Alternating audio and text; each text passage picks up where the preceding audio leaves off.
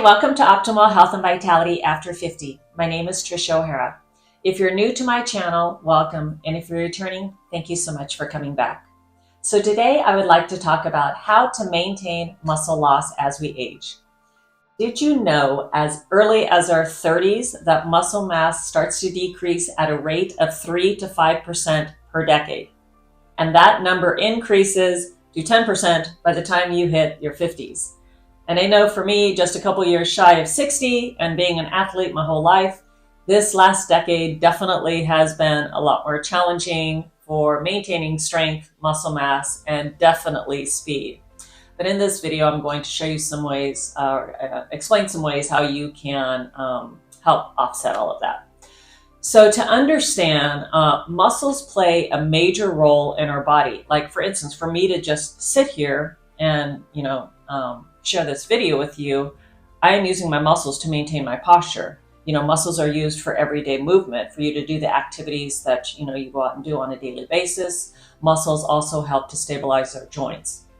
Now, with increased muscle mass as you age, quality of life improves, you maintain strength to do daily activities, risk of injury decreases, and it also helps to improve bone density and health. And there's many other benefits, but those are a few.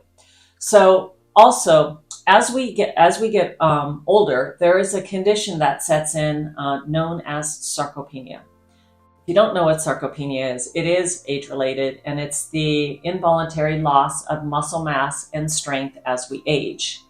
And they think the major cause of that is just because we're not eating as much, for one, and second, we tend to be more sedentary. Perhaps like if you're, especially when people stop working, they tend to just sit around a lot more than when they're actually working or more active as they were younger.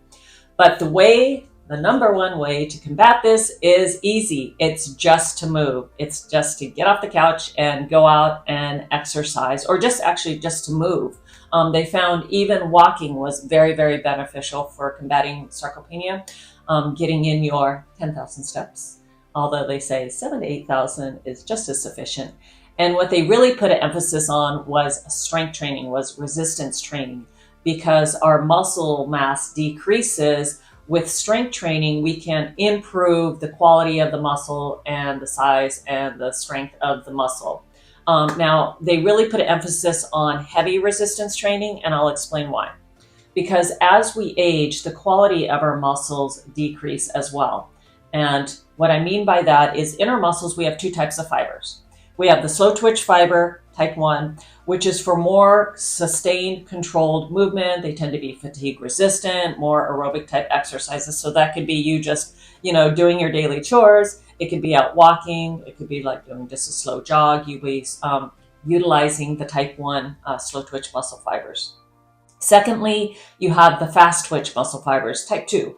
And these aren't fatigue resistant, and these tend to be shorter, more bursts of energy, such as sprinting, doing more plyometric type exercises, doing HIIT, which is high intensive interval training, like hill repeats, burpees. Those would be more. Those activities would switch on the type 2. And what they found is that also doing heavy resistance training activates or switches the type 2 fibers on. And what I mean by that is like when you go into the gym to lift a weight, you're probably going to grab a weight that you're comfortable with. With that being said, you're going to be using the type 1 muscle fibers. But if you can get a weight where, you can only do like a 1 max rep, you can do 3 to 4 reps, then you're actually switching on the type 2 muscle fibers, and that will lead to more strength and size as we age. Now, muscles and these fibers, type 2 fibers, are, on a use it or lose it basis. So if you're not using them, they're just going to atrophy. So that's why if you want to maintain the quality of your muscle as you age, you need to do exercises to switch on the type 1, again, sort of aerobic type activities like walking. But you also need to do activities to switch on the type 2 muscle fibers. And that can, again, be just, a couple times a week, a few sets of burpees, high intensity interval training. If you live near a hill or stairs, just getting out maybe 5-10 minutes, just, doing some hill or stair repeats will switch on those type 2 fibers. Now, also, as we age, our body needs more protein for strength and energy than we were younger. They basically say that as we get older, we need 1 to about 1.2 grams per kilogram of body weight, or in pounds, that's about 0.68 grams per pound of body weight per day.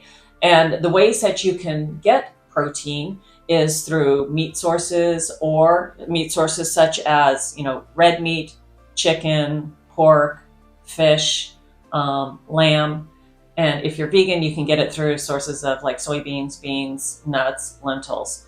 Now, if you're not getting enough protein through your diet, they also suggest supplements such as creatine, vitamin D. They found vitamin D is really imperative for maintaining muscle function and strength, and is also necessary in the repairing and regeneration of muscle tissue. Another one is omega-3 fatty acids. Again, if you're not getting it through your fish, seafood diet, then you can take a supplement of omega-3 fatty acids, and that helps to stimulate muscle growth.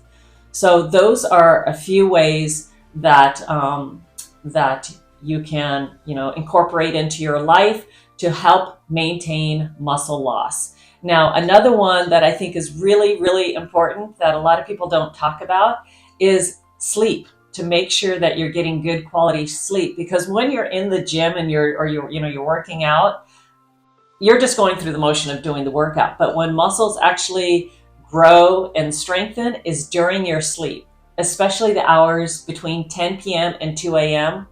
Studies have shown that is when you produce the maximum amount of human growth hormone and HGH. And HGH is needed for regeneration and recovering muscles. And that's when the muscles grow bigger and stronger, is during your sleep. So you might want to take a look at your sleep habits. I did do a couple videos, which I will link above, and I think you'll find them very helpful. Anyway, so I hope that you found those tips helpful today. Again, try to get in more activity, as for everyday movement, whether that's in the gym or getting out walking. Try to do some heavier resistance training or high intensity training to switch on those type 2 muscle fibers. Try to eat more protein. Take supplements such as creatine, vitamin D, omega-3 fatty acids, and try to get quality sleep. So I hope you found this video helpful. If you did, please give me a thumbs up, like, share, turn on the notifications. It will really help the growth of my channel. And I'm making these videos to help improve the quality of your life. So I hope you go out and have a great day, and I will see you on my next video. Take care. Bye.